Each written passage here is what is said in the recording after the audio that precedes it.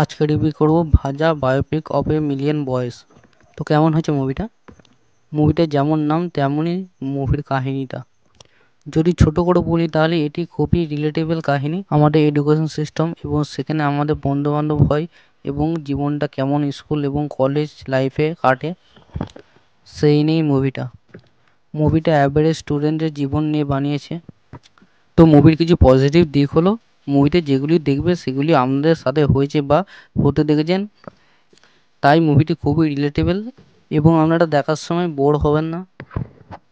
এবং মুভিতে প্রচুর কমেডি রয়েছে যেগুলি আপনাদের ভালো লাগবে এবং অ্যাক্টিং সবারই খুবই ভালো ছিল।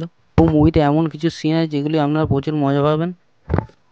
যেমন প্রথম দিনে কলেজে একটি অ্যাকশন সিন আছে, সেটা খুবই ভালো করেছে, সেখানে ক্যামেরা কাজ দুর্দান্ত হয়েছে। অবশ্যই মুভিটা দেখবেন, আশা করি ভালো লাগবে। আর আপনারা যদি দেখে থাকেন তো কেমন লেগেছে কমেন্টে লিখুন।